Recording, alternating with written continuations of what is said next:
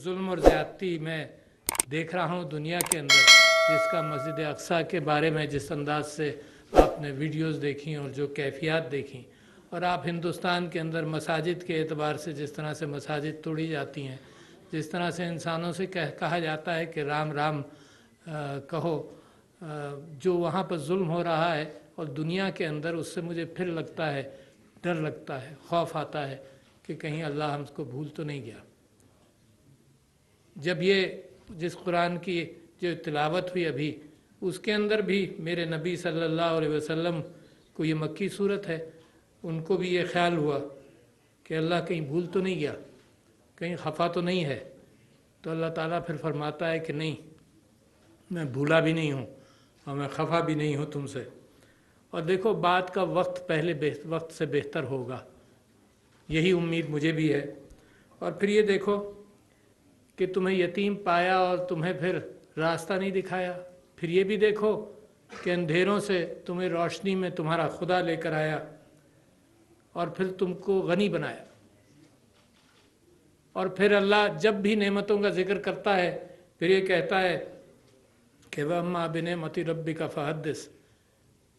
कि फिर अल्लाह की बात करो और अल्लाह की तारीफ़ करो, अल्लाह का शुक्र अदा करो। इसके फ़ौरन बाद की सूरत भी ऐसी है जो मुझे लगता है कि मुसलमान दुनिया पर और इस्लामी दुनिया पर इस वक्त तारी है, और वो है अलम नशरह लका सदरक व वदाना अन्का विज़रक अल्लज़ी अनक़ज़ा ज़हरक। और वो भी यही है कि क्या हमने तुम्हारा, और मेरे नबी को अल्लाह ताला फरमाता है, और मैं उसी से हर नमाज के अंदर मैं उसी से हिम्मत अपनी बढ़ाने की कोशिश करता हूँ कि मुसलमानों पर जो कड़ा वक्त आया है और जो पाकिस्तानियों पर भी आया है, तो यही अल्लाह मुमकिन है इसी सुन्नत को पूरा कर रहा हो। और उसमें अल्लाह ताला फरमाता है कि देखो, वो वज़न हमने हटाया नहीं तुम्हारी कमर पर से जो तुम्हारी कमर को अधूरा कर रहा था, और फिर तुम्हारा सीना खोल नहीं दिया। और फिर यही कि तंगी के बाद एक फराखी आती है, दोबारा अल्लाह ताला दोबारा यही चीज़ फरमाता है ताकि जहनों में मेरे और आपके ये बैठ जाए कि तंगी के बाद फिर फराखी है।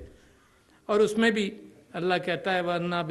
अम्मा बिनेमति रब्बिका फहद्दिस। तो दोस्तों और भाइयों, जो हालात हैं इस वक्त पाकिस्तान के और दुनिया इस्लाम के,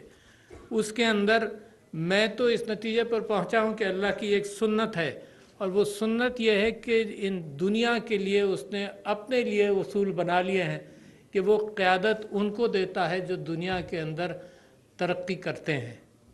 और तरक्की कर पाते हैं। वो क़यादत ईमान की बुनियाद पर सिर्फ नहीं देता, ये अल्लाह की सुन्नत है। आप पूरी तारीख़ उठा कर देख लीजिए, यकीनन वो कुछ ताकत बढ़ा देता है। यानी लोग कहते हैं कि नबियों की ज़िंदगी के अंदर एक को 7 पर भारी थे, और उनकी ज़िंदगी के बाद भी मुसलमान एक 3 पर भारी होगा। मगर ये कि उससे ज़्यादा अल्लाह, जिसके पास हथियार ज़्यादा, जिसके पास ज़ोर ज़्यादा, उसी को दुनिया की क़यादत मिलती है। और उसूल की बातें सिर्फ़ इस हद तक हैं कि अगली दुनिया के अंदर, अगली दुनिया नहीं, अगली जनरेशन्स के अंदर आप उसूली बातें कहकर कौमों को तैयार करते हैं, अपनी नस्ल को तैयार करते हैं कि ये उसूली बातें हैं, ये इंसाफ का तकाजा है, ये रहमदिली है, ये दरगुज़र है, और तुम इसकी तैयारी करो। और इंसान की फितरत ऐसी है कि मुसलसल भूलता है। और जो फ़लस्तीन में आज हो रहा है, आप ये देखिए कि वो नस्ल ज़िंदा है आज, जिसने वो हॉलोकॉस्ट देखा है यूरोप के अंदर। वो नस्ल ज़िंदा है जिसने ये देखा है कि जो घेट्टोज बर्लिन में बनते थे, वो 20 फुट चौड़े और कोई 1.5-2 किलोमीटर लंबे, जिसमें सारे यहूदी जो बर्लिन के थे वो गर्दन में एक तख्ती लगाते थे कि जी मैं यहूदी हूँ, मैं बाहर निकला हूँ सिर्फ काम करने के लिए। और रात को वो उस घेट्टों में आते थे, मजबूरन लाए जाते थे, लाखों को मारा गया। ये वो नस्ल ज़िंदा है जिसने ये देखा है, जिसने ये जुल्म देखा है, इंसान पर कितना जुल्म करता है। और वो नस्ल ज़िंदा है जब वो फ़लस्तीन के अंदर इंसानों पर जुल्म करती है। तो मुझे फिर ये ताज्जुब होता है कि इंसान सीखता नहीं है। अगर इंसान मुकम्मल तौर पर सीख लेते तो ये कुरान ता क़यामत नहीं होता। कुरान ता क़यामत है ही इस वजह से कि इंसान भूलता है, एक नस्ल करती है, दूसरी नस्ल भूल जाती है। लिहाजा ये मेरी हर ہر سال کی ہر نسل کی کوشش ہے کہ وہ جو اچھی اقدار ہیں جو ہمیں اللہ سکھاتا ہے، اللہ بتاتا ہے، وہ اچھی اقدار ہم اگلی نسل تک لے جائیں، اپنے بچوں کو وہ دے دیں۔ مگر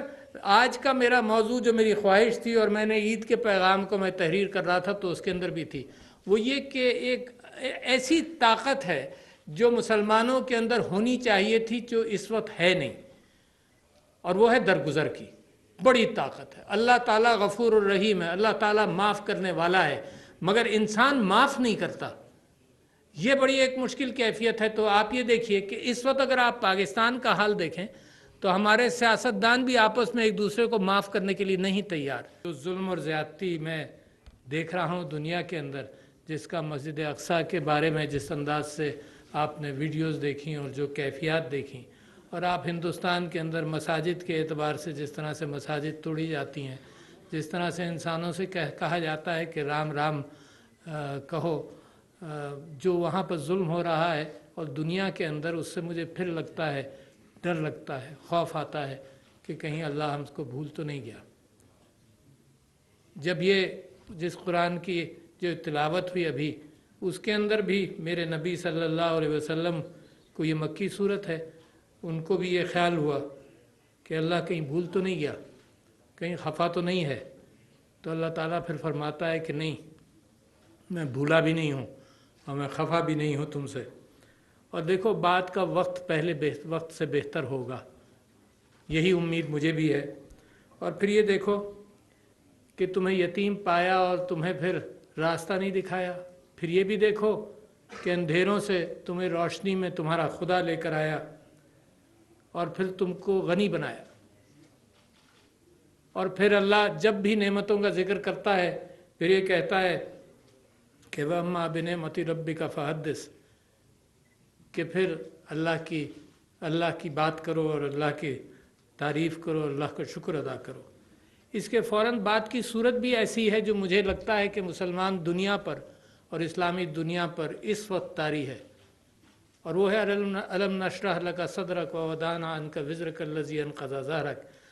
اور وہ بھی یہی ہے کہ کیا ہم نے تمہارا، اور میرے نبی کو اللہ تعالیٰ فرماتا ہے، اور میں اسی سے ہر نماز کے اندر میں اسی سے ہمت اپنی بڑھانے کی کوشش کرتا ہوں کہ مسلمانوں پر جو کڑا وقت آیا ہے اور جو پاکستانیوں پر بھی آیا ہے، تو یہی اللہ ممکن ہے اسی سنت کو پورا کر رہا ہو۔ اور اس میں اللہ تعالیٰ فرماتا ہے کہ دیکھو وہ وزن ہم نے ہٹایا نہیں تمہاری کمر پر سے جو تمہاری کمر کو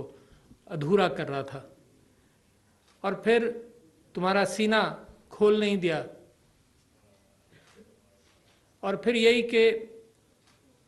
تنگی کے بعد ایک فراخی آتی ہے، اور دوبارہ اللہ تعالیٰ دوبارہ یہی چیز فرماتا ہے تاکہ ذہنوں میں میرے اور آپ کے